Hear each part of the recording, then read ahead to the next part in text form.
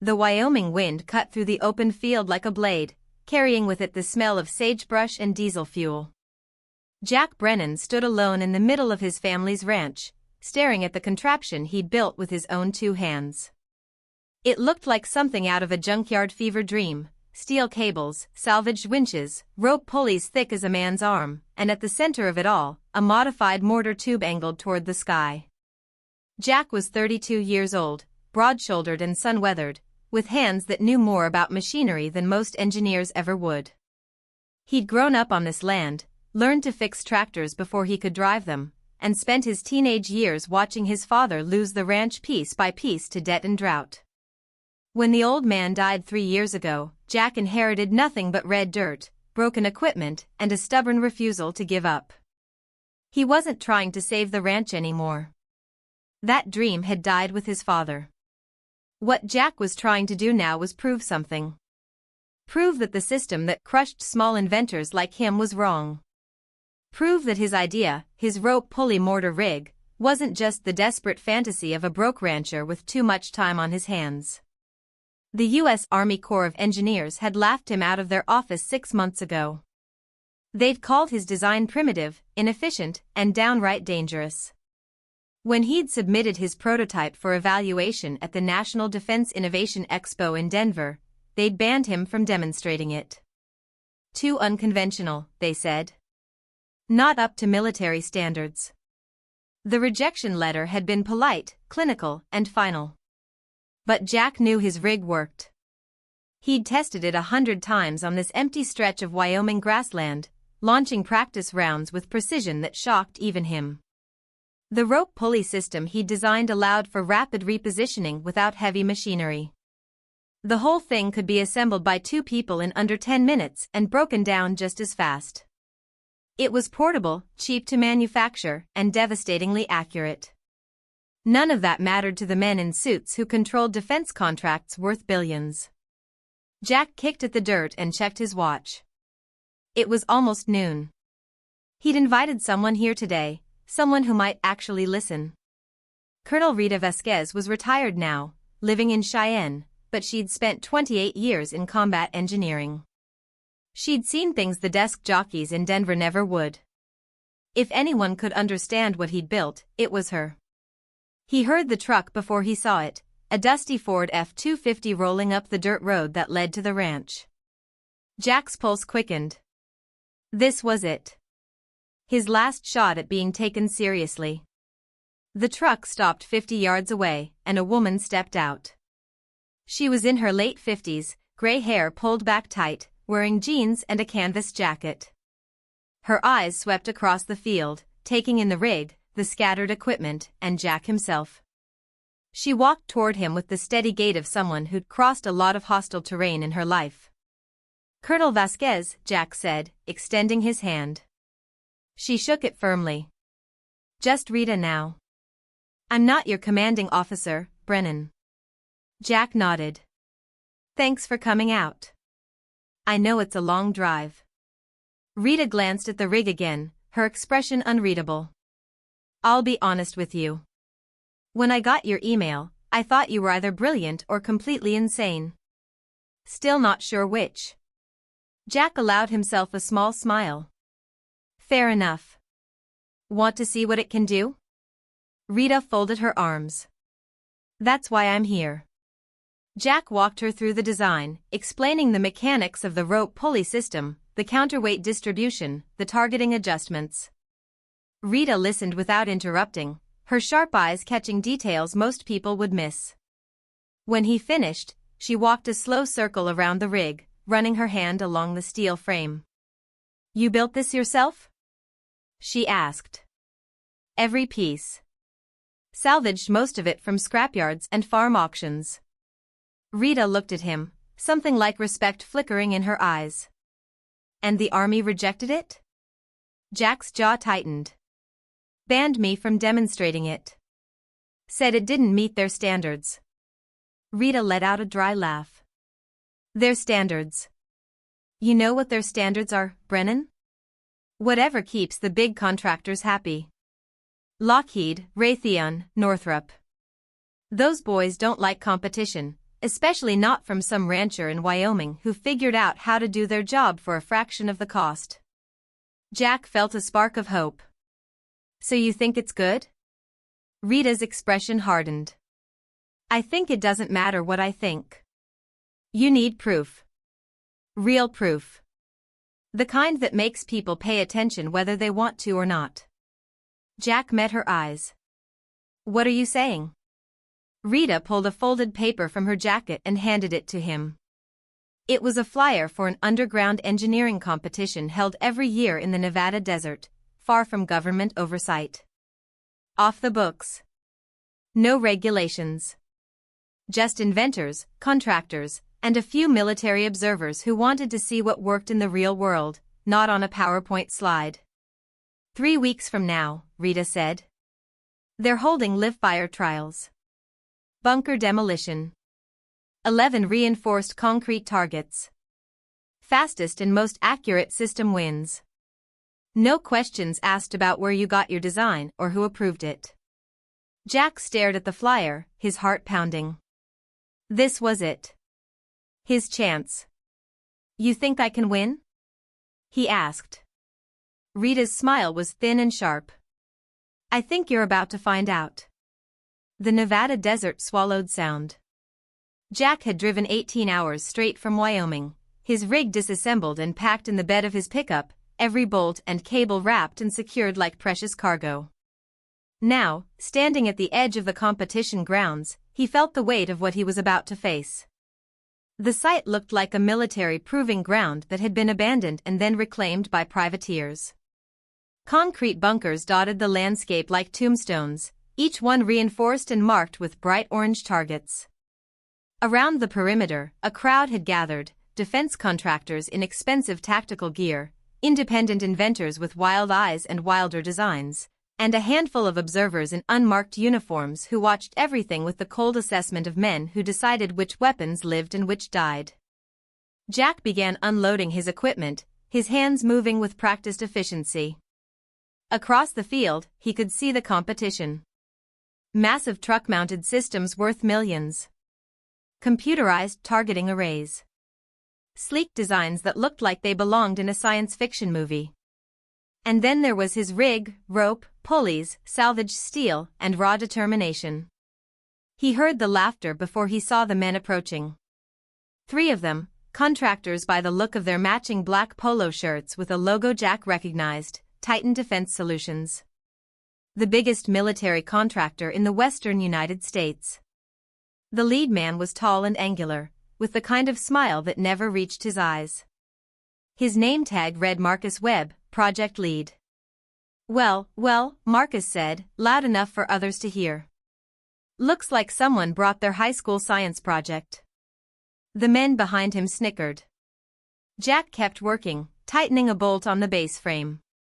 Marcus stepped closer, his boots crunching on the gravel. Seriously though, what is that? A medieval siege weapon? You planning to launch peasants at the enemy? More laughter. Jack straightened, meeting Marcus's eyes. It's called innovation. You should try it sometime instead of just repackaging the same equipment for triple the price. Marcus's smile vanished. His voice dropped low, meant only for Jack. Listen to me, ranch boy. You don't belong here. This competition isn't for amateurs playing with rope and scrap metal. This is serious business. Defense contracts. National security. You're wasting everyone's time. Jack felt his chest tighten, anger rising hot and sharp. Then let me compete. If I'm such a joke, what are you worried about? Marcus leaned in close. I'm not worried. I'm just saving you the embarrassment. That thing won't fire. And when it doesn't, when you fail in front of every observer here, you'll slink back to whatever dirt farm you came from and we'll never have to hear from you again. He turned and walked away, his crew following like loyal dogs. Around them, Jack could feel eyes watching, judging. The whispers started immediately. Did you see his rig? Looks homemade. He's going to get himself killed. What's he even doing here? Jack stood alone in the desert heat, his hands trembling slightly as he gripped a steel cable. This wasn't just about proving his design anymore.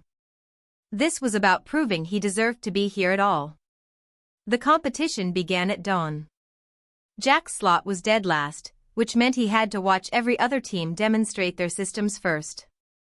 One by one, they unleashed their weapons: hydraulic launchers that could pivot on computerized mounts, rocket-assisted mortars with laser guidance, even a drone-deployed munition system that cost more than Jack would earn in 10 lifetimes. Most hit their targets. Some missed. A few malfunctioned spectacularly, filling the desert air with smoke and shouted curses. But they all looked professional.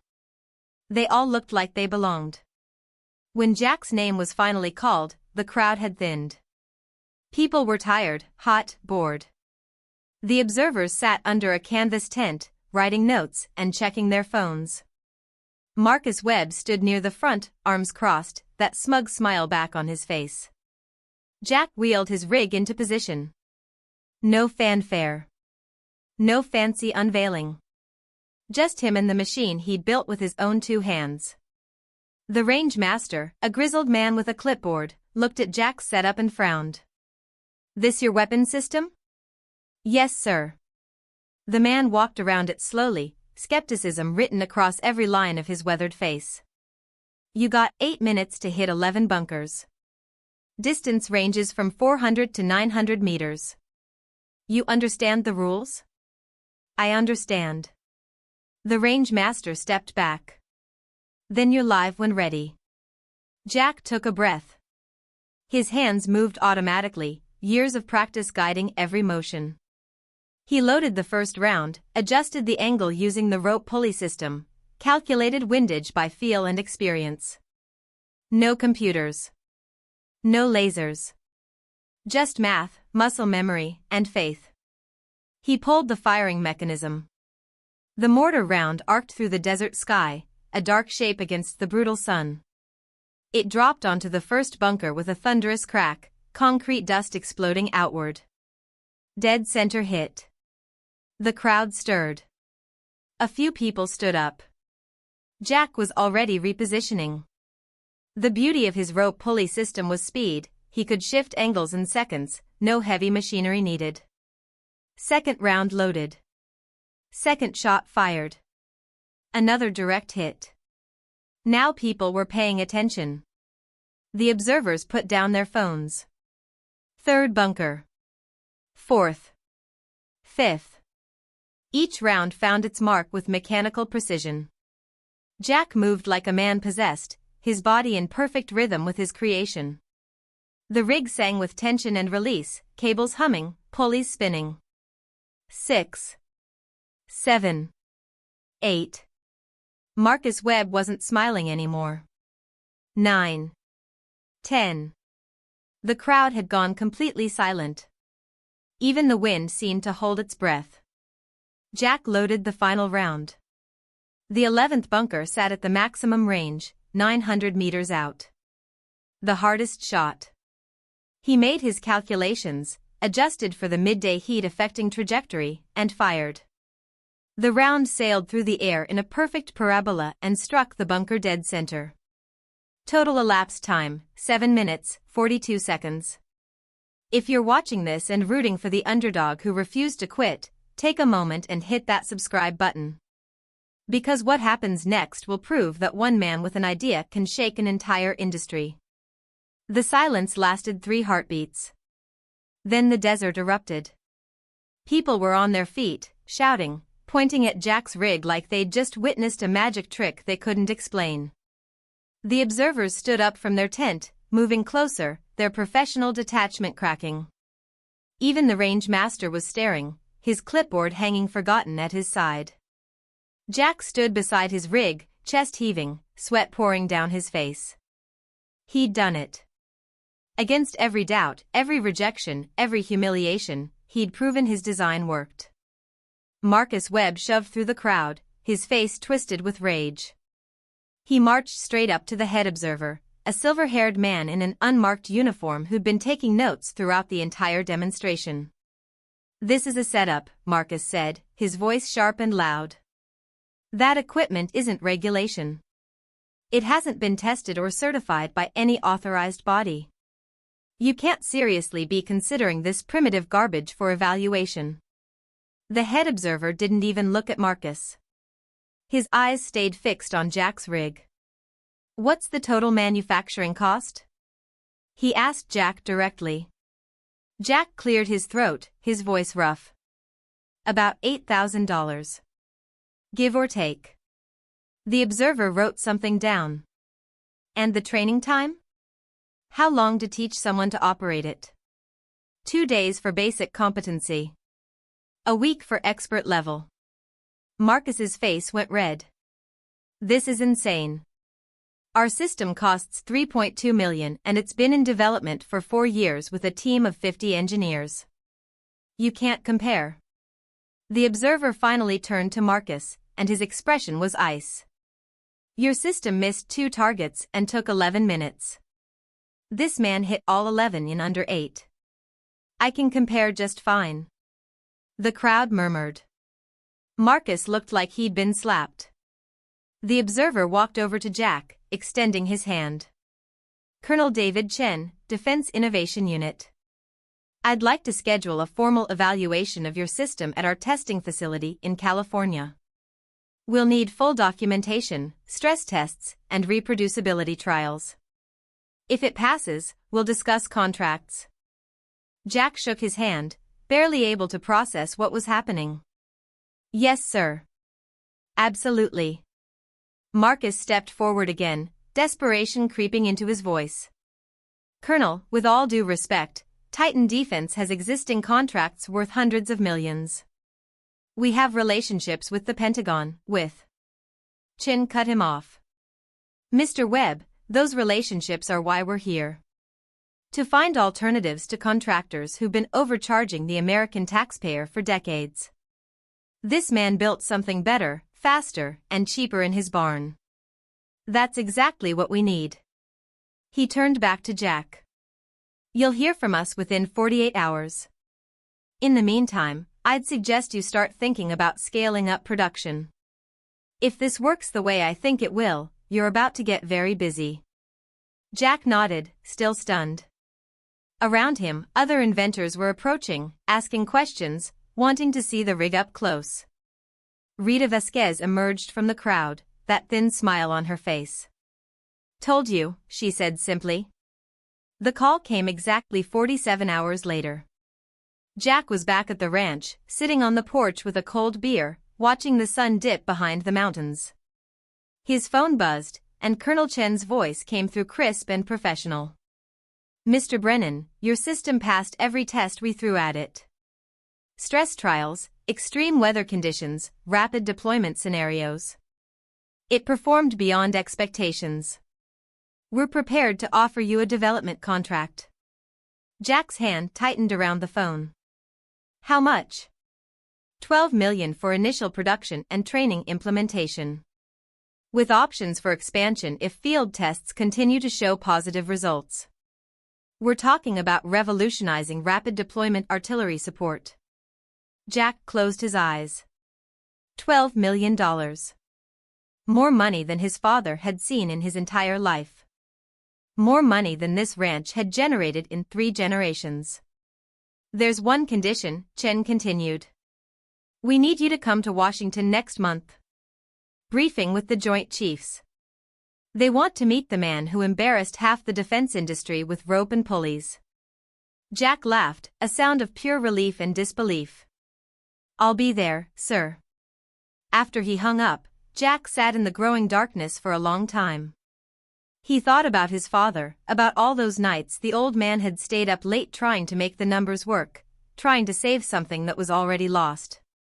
He thought about the rejection letters, the laughter, Marcus Webb's sneer. He thought about every person who'd told him he was wasting his time. 3 weeks later, Jack stood in the Pentagon, his rope pulley mortar rig displayed in a secure testing facility while men with stars on their shoulders asked him technical questions. He answered every one, his voice steady and sure. These weren't the bureaucrats who'd rejected him in Denver. These were warriors who understood that wars were won by whoever adapted fastest, whoever found the edge nobody else saw. The contract was signed on a Tuesday afternoon. By Friday, Jack had hired his first employees, 3 out-of-work ranch hands from neighboring properties, men who knew machinery and hard work. By the end of the month, he'd leased an old warehouse outside Cheyenne and started production on the first military order. Rita Vasquez stopped by one evening, finding Jack in the warehouse surrounded by steel and cable. "You did it," she said, looking around at the organized chaos. Jack wiped grease from his hands. "Couldn't have done it without you." Rita shook her head. "I just pointed you in the right direction. You're the one who refused to quit. That's rare, Brennan. Most people would have given up after Denver." Jack looked at the rigs taking shape around him, each one a promise kept to himself. "I didn't have a choice. This was all I had left." Rita smiled. "Now you've got everything." She was right. The ranch was saved. The debt was gone.